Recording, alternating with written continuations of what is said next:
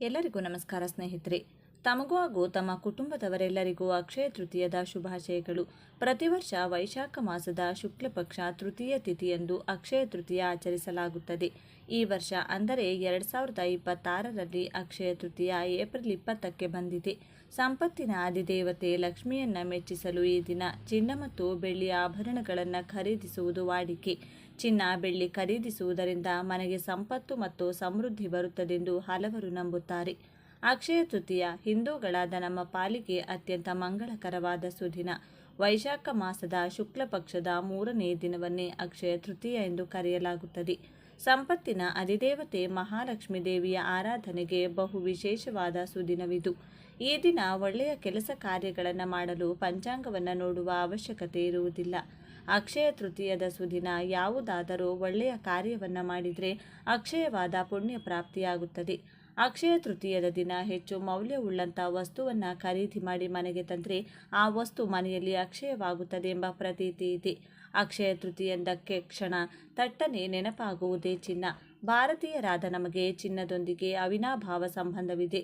ಸಣ್ಣ ಪುಟ್ಟ ಕಾರ್ಯಕ್ರಮಗಳಿಂದ ಹಿಡಿದು ಮದುವೆಯವರೆಗೂ ಚಿನ್ನ ಬೇಕೇ ಬೇಕು ಎಂಬುದು ನಮ್ಮ ಭಾವನೆ.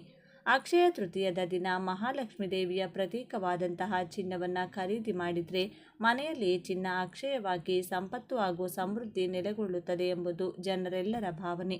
ಆದರೆ ಪ್ರಸ್ತುತ ಕಾಲಘಟ್ಟದಲ್ಲಿ ಚಿನ್ನದ ಬೆಲೆ ಗಗನಕ್ಕೇರಿದೆ. ನಮ್ಮಂತಹ ಮಧ್ಯಮ ವರ್ಗದ ಜನರಿಗೆಲ್ಲ 1 ಗ್ರಾಂ ಚಿನ್ನವನ್ನು ಖರೀದಿ ಮಾಡಲು ಸಹ ಯೋಚನೆ ಮಾಡಬೇಕಾದ ಪರಿಸ್ಥಿತಿ ಎದುರಾಗಿದೆ. ಅಕ್ಷಯ ತೃತೀಯದ ದಿನದಂದು ಸಾಲ ಸೋಲ ಮಾಡಿ ಚಿನ್ನವನ್ನು ಖರೀದಿಸಿ ತೊಂದರೆಗೆ ಸಿಲುಕಬೇಕಾದ ಅಗತ್ಯವಿಲ್ಲ. ಆದರೆ ಅಕ್ಷಯ ತೃತೀಯದ ದಿನ ಚಿನ್ನಕ್ಕೆ ಬದಲಾಗಿ ನಾವೀಗ ಹೇಳುವಂಥ ಕೆಲವು ವಸ್ತುಗಳನ್ನು ಖರೀದಿ ಮಾಡಿ ಮನೆಗೆ ತಂದರೂ ಸಹ ಸಂಪತ್ತು ವೃದ್ಧಿಯಾಗುತ್ತದೆ. ಈ ವಸ್ತುಗಳನ್ನು ಖರೀದಿಸುವುದು ಚಿನ್ನವನ್ನು ತಂದಷ್ಟೇ ಫಲಪ್ರದ ಎಂದು ಶಾಸ್ತ್ರಗಳು ಉಲ್ಲೇಖಿಸುತ್ತವೆ. ಹಾಗಾದರೆ ಅಕ್ಷಯ ತೃತೀಯದ ದಿನ ಯಾವ ಯಾವ ವಸ್ತುಗಳನ್ನು ಖರೀದಿಸುವುದು ಸೂಕ್ತ ಎಂಬುದನ್ನು ಈ ವಿಡಿಯೋ ಮೂಲಕ ನಾವಿಂದು ತಿಳಿದುಕೊಳ್ಳೋಣ. ಅದಕ್ಕೂ ಮುಂಚೆ ನೀವಿನ್ನು ಚಾನಲ್ಗೆ ಸಬ್ಸ್ಕ್ರೈಬ್ ಆಗಿಲ್ಲ ಅಂದರೆ ಈಗಲೇ ಸಬ್ಸ್ಕ್ರೈಬ್ ಆಗಿ, ಹಾಗೆ ವಿಡಿಯೋಗೆ ಲೈಕ್ ಮಾಡಿ, ವಿಡಿಯೋ ಸ್ಕಿಪ್ ಮಾಡದೆ ಕೊನೆ ತನಕ ನೋಡಿ. ಎಲ್ಲರೂ ಭಕ್ತಿಯಿಂದ ಓಂ ಶ್ರೀ ಮಹಾಲಕ್ಷ್ಮೀ ನಮಃ ಅಂತ ಕಮೆಂಟ್ ಮಾಡಿ. ಅಕ್ಷಯ ತೃತೀಯದ ದಿನ ಚಿನ್ನಕ್ಕೆ ಬದಲಾಗಿ ನಾವೀಗ ಹೇಳುವಂಥ ಕೆಲವು ವಸ್ತುಗಳನ್ನು ಖರೀದಿ ಮಾಡಿ ಮನೆಗೆ ತಂದರೂ ಸಹ ಸಂಪತ್ತು ವೃದ್ಧಿಯಾಗುತ್ತದೆ. ಈ ವಸ್ತುಗಳನ್ನು ಖರೀದಿಸುವುದು ಚಿನ್ನವನ್ನು ತಂದಷ್ಟೇ ಫಲಪ್ರದ ಎಂದು ಶಾಸ್ತ್ರಗಳು ಉಲ್ಲೇಖಿಸುತ್ತವೆ. ಗೋವಿನ ವಿಗ್ರಹ. ಮಹಾಲಕ್ಷ್ಮೀ ದೇವಿಗೆ ಗೋವೆಂದರೆ ಬಹಳ ಪ್ರೀತಿ. ಹಾಗಾಗಿ ಅಕ್ಷಯ ತೃತೀಯದ ದಿನದಂದು ಬೆಳ್ಳಿ ಅಥವಾ ಲೋಹದಿಂದ ಮಾಡಿದಂಥ ಗೋವಿನ ವಿಗ್ರಹವನ್ನು ಖರೀದಿಸಿ ಮನೆಗೆ ತಂದು ಆ ನಂತರ ಅದನ್ನು ಮಹಾಲಕ್ಷ್ಮೀ ದೇವಿಯ ಪಾದದ ಬಳಿ ಇಟ್ಟು ಪೂಜಿಸತಕ್ಕದ್ದು. ನಂತರ ವಿಗ್ರಹವನ್ನು ಕೆಂಪು ಬಟ್ಟೆಯಲ್ಲಿ ಸುತ್ತಿ ಹಣ ಇರುವಂಥ ಸ್ಥಳದಲ್ಲಿ ಇಟ್ಟರೆ ಮಹಾಲಕ್ಷ್ಮೀ ದೇವಿಯ ಕೃಪೆ ಸದಾಕಾಲ ನಮ್ಮ ಮೇಲೆ ಇರುತ್ತದೆ. 2ನೇದು ತುಪ್ಪ. ತುಪ್ಪಕ್ಕೆ ದುಷ್ಟಶಕ್ತಿ ಸೇರಿದಂತೆ ನಕಾರಾತ್ಮಕ ಶಕ್ತಿಗಳನ್ನೆಲ್ಲ ದೂರ ಮಾಡುವ ಅತ್ಯದ್ಭುತ ಶಕ್ತಿ ಇದೆ. ಹಾಗಾಗಿ ಅಕ್ಷಯ ತೃತೀಯದ ದಿನದಂದು ತುಪ್ಪವನ್ನು ಖರೀದಿಸಿ ಆ ತುಪ್ಪದಿಂದ ಶ್ರೀ ವಿಷ್ಣು ಹಾಗೂ ಮಹಾಲಕ್ಷ್ಮೀ ದೇವಿಗೆ ತುಪ್ಪದ ದೀಪವನ್ನು ಬೆಳಗಿದರೆ ಮನೆಯಲ್ಲಿ ಸಮೃದ್ಧಿ ವೃದ್ಧಿಯಾಗುತ್ತದೆ. 3ನೇದು ಬಾರ್ಲಿ. ಬಾರ್ಲಿಯನ್ನು ಬ್ರಹ್ಮಾಂಡದ ಮೊದಲ ಆಹಾರವೆಂದು ಪರಿಗಣಿಸಲಾಗುತ್ತದೆ. ಬಾರ್ಲಿಯನ್ನು ಪೂಜೆಯಲ್ಲಿ ವಿಷ್ಣು ಹಾಗೂ ಮಹಾಲಕ್ಷ್ಮೀ ದೇವಿಗೆ ನೈವೇದ್ಯವಾಗಿ ಬಳಸಲಾಗುತ್ತದೆ. ಬಾರ್ಲಿಯನ್ನು ಮನೆಯಲ್ಲಿಟ್ಟು ಮನೆಗಳಲ್ಲಿರುವಂಥ ನಕಾರಾತ್ಮಕ ಶಕ್ತಿಯನ್ನು ಅದು ಹೋಗಲಾಡಿಸುತ್ತದೆ ಹಾಗೂ ಧನಾತ್ಮಕ ಶಕ್ತಿಯನ್ನು ವೃದ್ಧಿಸುತ್ತದೆ ಮತ್ತು ಆರೋಗ್ಯ ಸಮತೋಲನದಿಂದ ಕೂಡಿರುತ್ತದೆ. ಬಾರ್ಲಿಯನ್ನು ಕನಕ ಅಂದರೆ ಚಿನ್ನಕ್ಕೆ ಸಮ ಎಂದು ಪರಿಗಣಿಸಲಾಗುತ್ತದೆ. ಬಾರ್ಲಿಯನ್ನು ಅಕ್ಷಯ ತೃತೀಯದ ದಿನ ಖರೀದಿ ಮಾಡಿ ಮಹಾಲಕ್ಷ್ಮೀ ದೇವಿಗೆ ನೈವೇದ್ಯವಾಗಿ ಅರ್ಪಣೆ ಮಾಡಬೇಕು. ಇದರಿಂದ ನಮ್ಮ ಸಂಪತ್ತು ದ್ವಿಗುಣವಾಗುತ್ತದೆ. 4ನೇದು ಶ್ರೀಚಕ್ರ. ಶ್ರೀಚಕ್ರ ಮಹಾಲಕ್ಷ್ಮೀ ದೇವಿಗೆ ಅತ್ಯಂತ ಪ್ರಿಯಕರವಾದದ್ದು. ಯಾವಾಗ ಮನೆಯಲ್ಲಿ ಶ್ರೀಚಕ್ರವನ್ನು ಶಾಸ್ತ್ರೋಕ್ತವಾಗಿ ಪೂಜಿಸುತ್ತಾರೋ ಆ ಮನೆಯಲ್ಲಿ ಮಹಾಲಕ್ಷ್ಮೀ ದೇವಿ ಸದಾಕಾಲ ವಾಸಿಸುತ್ತಾರೆ. ಅಂತಹ ಮನೆಗಳಲ್ಲಿ ಸುಖ, ಶಾಂತಿ, ನೆಮ್ಮದಿ, ಸಮೃದ್ಧಿ ಮನೆ ಮಾಡುತ್ತದೆ. ಶ್ರೀಚಕ್ರವನ್ನು ಮನೆಗೆ ತರಲು ಅಕ್ಷಯ ತೃತೀಯ ಬಹಳ ಮಂಗಳಕರವಾದಂತಹ ಸುದಿನವೆಂದು ಧರ್ಮಗ್ರಂಥಗಳಲ್ಲಿ ಉಲ್ಲೇಖಗೊಂಡಿದೆ. ಅಕ್ಷಯ ತೃತೀಯದಂದು ಶ್ರೀಚಕ್ರವನ್ನು ಮನೆಗೆ ತಂದು ಪ್ರತಿಷ್ಠಾಪಿಸಿ ಪೂಜಿಸಿದರೆ ಮನೆಯಲ್ಲಿ ಸಂಪತ್ತು ಹಾಗೂ ಧನಾತ್ಮಕ ಶಕ್ತಿ ವೃದ್ಧಿಯಾಗುತ್ತದೆ. ಮಾಡುವ ಎಲ್ಲ ಕೆಲಸ ಕಾರ್ಯಗಳಲ್ಲೂ ಯಶಸ್ಸು ನಮ್ಮದಾಗುತ್ತದೆ. 5ನೇದು ಕವಡೆ. ಕವಡೆ ಸಮುದ್ರಜನ್ಯ ಮತ್ತು ಮಹಾಲಕ್ಷ್ಮಿಯೂ ಸಹ ಸಮುದ್ರ ಮಂಥನದಲ್ಲಿಯೇ ಆಗಮಿಸಿದ್ದರಿಂದ ಮಹಾಲಕ್ಷ್ಮೀ ದೇವಿಗೆ ಕವಡೆ ಅತ್ಯಂತ ಪ್ರಿಯವಾದದ್ದು. ಮಹಾಲಕ್ಷ್ಮೀ ದೇವಿಯ ಆರಾಧನೆಯಲ್ಲಿ ಕವಡೆ ಮುಖ್ಯ ಪಾತ್ರವನ್ನು ವಹಿಸುತ್ತದೆ. ಕವಡೆಗಳು ಸಹ ಚಿನ್ನಕ್ಕೆ ಸಮನಾಗಿವೆ. ಅಕ್ಷಯ ತೃತೀಯದಂದು ಕವಡೆಯನ್ನು ಖರೀದಿ ಮಾಡಿ ಮಹಾಲಕ್ಷ್ಮೀ ದೇವಿಯ ವಿಗ್ರಹ ಅಥವಾ ಭಾವಚಿತ್ರದ ಬಳಿ ಇಟ್ಟು ಪೂಜಿಸತಕ್ಕದ್ದು. ಹೀಗೆ ಮಾಡುವುದರಿಂದ ಹಣಕಾಸಿನ ಸಮಸ್ಯೆಗಳೆಲ್ಲ ನಿವಾರಣೆಯಾಗುತ್ತವೆ. ಅಕ್ಷಯ ತೃತೀಯದ ಮರುದಿನ ಆ ಕವಡೆಗಳನ್ನೆಲ್ಲ ಕೆಂಪು ಬಟ್ಟೆಯಲ್ಲಿ ಸುತ್ತಿ ಹಣ ಇಡುವ ಸ್ಥಳದಲ್ಲಿ ಇರಿಸಬೇಕಾಗುತ್ತದೆ. 6ನೇದು ಶಂಖ. ದಕ್ಷಿಣಾವರ್ತಿ ಶಂಖ. ನಾವು ಮಹಾವಿಷ್ಣು ಹಾಗೂ ಲಕ್ಷ್ಮೀ ಪೂಜೆಯಲ್ಲಿ ತಪ್ಪದೆ ಬಳಸಬೇಕಾದ ವಸ್ತುಗಳಲ್ಲಿ ಶಂಖ ಪ್ರಧಾನವಾದದ್ದು. ಯಾವುದೇ ಶುಭ ಕಾರ್ಯ ಹಾಗೂ ಪೂಜೆ ಶಂಖನಾದವಿಲ್ಲದೆ ಅಪೂರ್ಣ. ದೇವರು ಹಾಗೂ ರಾಕ್ಷಸರ ನಡುವೆ ಸಮುದ್ರ ಮಂಥನ ನಡೆದಾಗ ಉಗಮಿಸಿದಂಥ 14 ರತ್ನಗಳಲ್ಲಿ ಶಂಖವೂ ಸಹ ಒಂದು. ಶಂಖಗಳಲ್ಲಿಯೇ ದಕ್ಷಿಣಾವರ್ತಿ ಶಂಖ ಬಹಳ ಅಪರೂಪವೂ ಅತ್ಯುತ್ತಮವೂ ಆಗಿದೆ. ದಕ್ಷಿಣಾವರ್ತಿ ಶಂಖದ ಮುಖ ಎಡಭಾಗದಲ್ಲಿರುತ್ತದೆ. ಈ ಶಂಖವನ್ನು ಮಹಾಲಕ್ಷ್ಮೀ ದೇವಿಯ ಸಹೋದರ ಎಂದೇ ಪರಿಗಣಿಸಲಾಗುತ್ತದೆ. ಯಾವ ವ್ಯಕ್ತಿಯ ಮನೆಯಲ್ಲಿ ದಕ್ಷಿಣಾವರ್ತಿ ಶಂಖ ಇರುತ್ತದೆಯೋ ಅಂತಹ ಮನೆಯಲ್ಲಿ ಮಹಾಲಕ್ಷ್ಮೀ ದೇವಿ ಸದಾ ಕಾಲ ನೆಲೆಸಿರುತ್ತಾಳೆ. ಆ ಮನೆಯ ಎಲ್ಲ ಆರ್ಥಿಕ ಬಿಕ್ಕಟ್ಟುಗಳು ಒಂದೊಂದಾಗಿ ಮಾಯವಾಗುತ್ತವೆ. ಹಾಗಾಗಿ ಅಕ್ಷಯ ತೃತೀಯದ ದಿನ ದಕ್ಷಿಣಾವರ್ತಿ ಶಂಖವನ್ನು ಖರೀದಿ ಮಾಡಿ ಪೂಜಾ ಗೃಹದಲ್ಲಿ ಇರಿಸಬೇಕು. 7ನೇದು ಮಣ್ಣಿನ ಮಡಕೆ. ಅನೇಕರು ಬೇಸಿಗೆ ಕಾಲದಲ್ಲಿ ಮಡಿಕೆಯನ್ನು ತಂಪು ನೀರನ್ನು ತುಂಬಿಟ್ಟುಕೊಂಡು ಕುಡಿಯಲು ಖರೀದಿ ಮಾಡುತ್ತಾರೆ. ಆದರೆ ಅಕ್ಷಯ ತೃತೀಯದ ದಿನ ಮಡಿಕೆಯನ್ನು ಖರೀದಿಸಲು ತುಂಬ ಉತ್ತಮವಾದಂತಹ ದಿನವಾಗಿದೆ. ಅಕ್ಷಯ ತೃತೀಯದ ದಿನ ಮಣ್ಣಿನ ಮಡಿಕೆಯನ್ನು ಖರೀದಿ ಮಾಡಿ ಮಹಾಲಕ್ಷ್ಮೀ ದೇವಿಯನ್ನು ಮೆಚ್ಚಿಸಬಹುದು. ಅಕ್ಷಯ ತೃತೀಯದಂದು ಮಡಿಕೆಯನ್ನು ಖರೀದಿ ಮಾಡಿ ಮನೆಯಲ್ಲಿ ನೀರು ತುಂಬಿಟ್ಟುಕೊಳ್ಳಬೇಕು. ಅಕ್ಷಯ ತೃತೀಯದ ದಿನ ಮಣ್ಣಿನ ಮಡಿಕೆಯನ್ನು ಖರೀದಿಸುವುದು, ದಾನ ಮಾಡುವುದು ಎರಡೂ ಸಹ ಶುಭಪ್ರದ. ಗಮನಿಸಬೇಕಾದ ವಿಷಯವೆಂದರೆ ಮಡಿಕೆಯನ್ನು ಖಾಲಿಯಾಗಿ ಮನೆಯ ಒಳಗೆ ತರಬಾರದು. ಬದಲಿಗೆ ಅದರಲ್ಲಿ ಸ್ವಲ್ಪ ಅಕ್ಕಿ ಅಥವಾ ನೀರನ್ನು ತುಂಬಿಸಿ ಮನೆಗೆ ತರಬೇಕಾಗುತ್ತದೆ. 8ನೇದು ಆಹಾರ ಧಾನ್ಯ. ಅಕ್ಷಯ ತೃತೀಯದಂದು ಅಕ್ಕಿ ಸೇರಿದಂತೆ ಪ್ರಮುಖವಾದ ಆಹಾರ ಪದಾರ್ಥಗಳನ್ನು ಖರೀದಿಸಿದರೆ ಮನೆಯಲ್ಲಿ ದವಸ ಧಾನ್ಯಗಳು ವೃದ್ಧಿಯಾಗುತ್ತದೆ. ಎಂದಿಗೂ ಆ ಮನೆಯಲ್ಲಿ ಯಾವುದಕ್ಕೂ ಕೊರತೆಯೇ ಉಂಟಾಗುವುದಿಲ್ಲ. ತಾಯಿ ಅನ್ನಪೂರ್ಣೇಶ್ವರಿ ದೇವಿಯ ಕೃಪೆ ಎಂದೆಂದಿಗೂ ಮನೆಯ ಮೇಲಿರುತ್ತದೆ. ಹುಣಸೆ ಹಣ್ಣು, ಬೆಲ್ಲ ಮತ್ತು ಕಲ್ಲುಪ್ಪು. ಅಕ್ಷಯ ತೃತೀಯದ ಸಮಯದಲ್ಲಿ ಹುಣಸೆ ಹಣ್ಣನ್ನು ಖರೀದಿಸಿ ಮನೆಗೆ ತಂದರೆ ಮನೆಯ ದಾರಿದ್ರ್ಯವೆಲ್ಲ ನಾಶವಾಗುತ್ತದೆ. ಬೆಲ್ಲವನ್ನು ಸಹ ಖರೀದಿ ಮಾಡಿದರೆ ನಮ್ಮ ಜೀವನ ಬೆಲ್ಲದಂತೆಯೇ ಸಿಹಿಯಾಗಿಯೂ ಸುಖಮಯವಾಗಿಯೂ ಇರುತ್ತದೆ. ಕಲ್ಲುಪ್ಪು ಮಹಾಲಕ್ಷ್ಮೀ ದೇವಿಯ ಅಂಶವೇ ಆಗಿದೆ. ಕಲ್ಲುಪ್ಪನ್ನು ಖರೀದಿ ಮಾಡಿದರೆ ಮಹಾಲಕ್ಷ್ಮೀ ದೇವಿಯ ಕೃಪೆ ಸದಾ ಕಾಲ ನಮ್ಮ ಮೇಲಿರುತ್ತದೆ. 9ನೇದು ಗುಲಗಂಜಿ. ಗುಲಗಂಜಿಯನ್ನು 9ನೇದು ಗುಲಗಂಜಿ. ಗುಲಗಂಜಿಯನ್ನು ನಮ್ಮ ಹಿಂದೂ ಧರ್ಮದಲ್ಲಿ ಅತ್ಯಂತ ಶುಭಕರವಾದ ಅದೃಷ್ಟದ ವಸ್ತು ಎಂದು ಪರಿಗಣನೆ ಮಾಡಲಾಗುತ್ತದೆ. ಮಹಾಲಕ್ಷ್ಮೀ ದೇವಿಗೆ ಗುಲಗಂಜಿ ಬಹಳ ಪ್ರಿಯವಾದದ್ದು. ಹಿಂದಿನ ಕಾಲದಲ್ಲಿ ಚಿನ್ನವನ್ನು ಅಳತೆ ಮಾಡಲು ಗುಲಗಂಜಿಯನ್ನು ಬಳಸುತ್ತಿದ್ದರು. ಚಿನ್ನವೆಂದರೆ ಪರೋಕ್ಷವಾಗಿ ಮಹಾಲಕ್ಷ್ಮೀ ದೇವಿಯ ಸ್ವರೂಪ.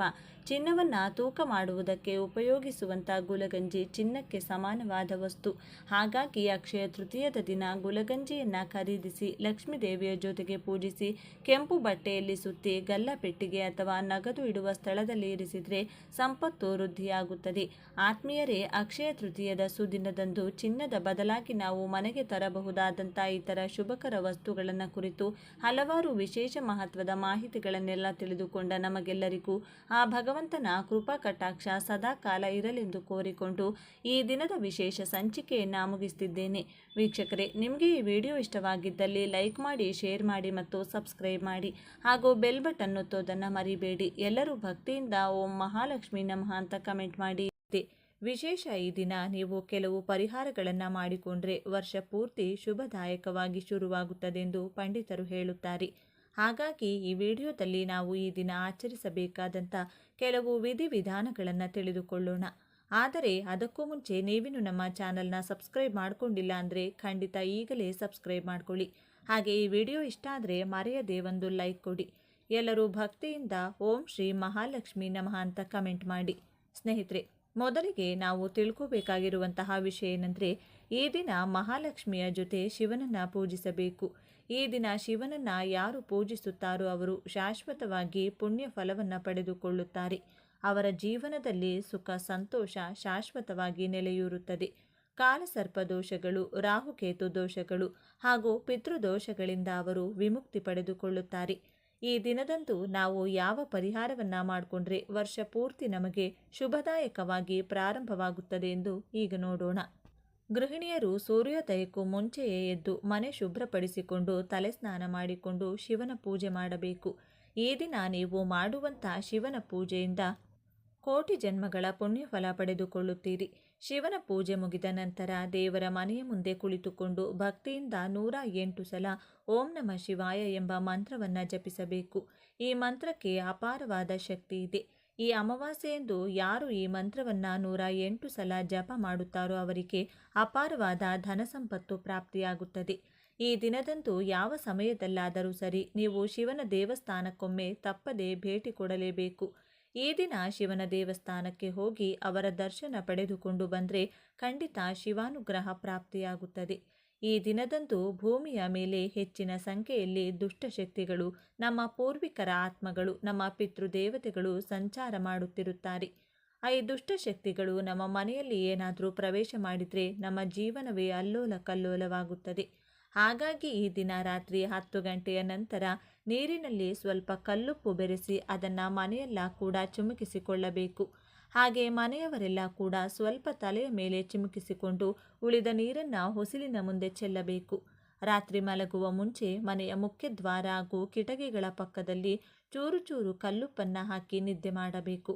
ಮಾರನೇ ದಿನ ಅಮಾವಾಸ್ಯೆ ಮುಗಿದ ನಂತರ ಮತ್ತೆ ಆ ಉಪ್ಪನ್ನೆಲ್ಲ ತೆಗೆದು ಹೊರಗಡೆ ಬಿಸಾಕಿ ಮನೆಯೆಲ್ಲ ಕೂಡ ಶುಭ್ರಪಡಿಸಿಕೊಂಡು ಕಲ್ಲುಪ್ಪನ್ನು ಬೆರೆಸಿದ ನೀರನ್ನು ಮತ್ತೆ ಮನೆಯೆಲ್ಲ ಕೂಡ ಚಿಮುಕಿಸಿಕೊಂಡು ಮನೆಯವರೆಲ್ಲ ಕೂಡ ಸ್ನಾನ ಮಾಡುವ ನೀರಿನಲ್ಲಿ ಸ್ವಲ್ಪ ಕಲ್ಲುಪ್ಪನ್ನು ಬೆರೆಸಿ ಸ್ನಾನ ಮಾಡಿಕೊಳ್ಳಬೇಕು.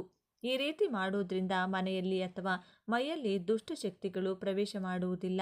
ಇದಾಗಲೇ ಯಾವುದಾದರೂ ದುಷ್ಟಶಕ್ತಿಗಳಿದ್ದರೂ ಕೂಡ ಅದು ಹೊರಟು ಹೋಗುತ್ತದೆ.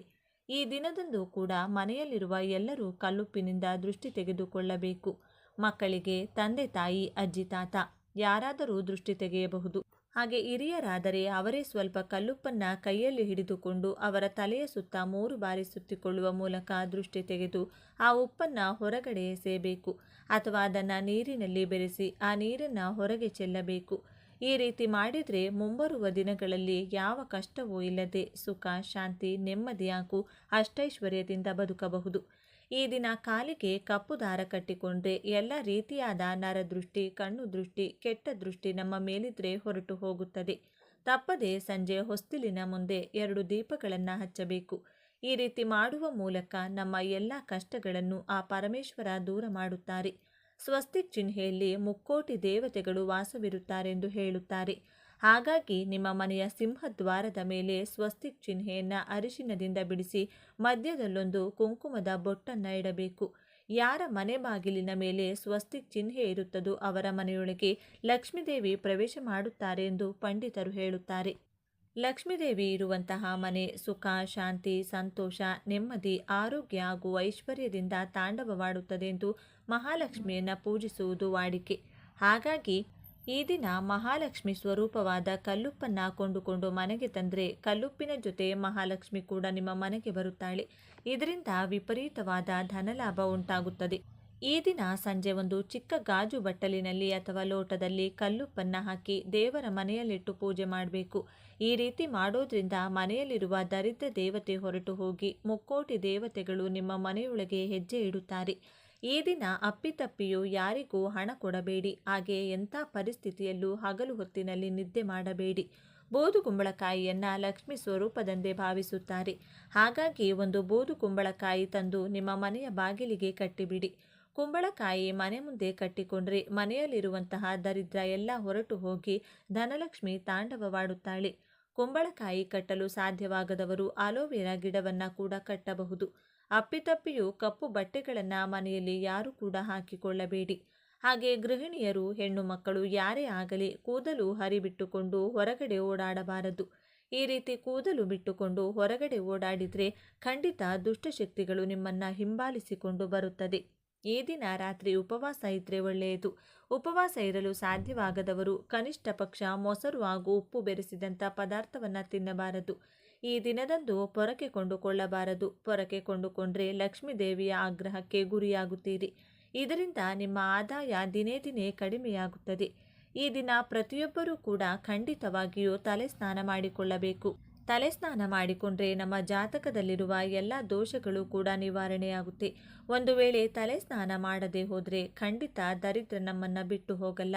ಅಪ್ಪಿತಪ್ಪಿಯೂ ತಲೆಗೆ ಎಣ್ಣೆ ಹಚ್ಚಿಕೊಳ್ಳಬಾರದು.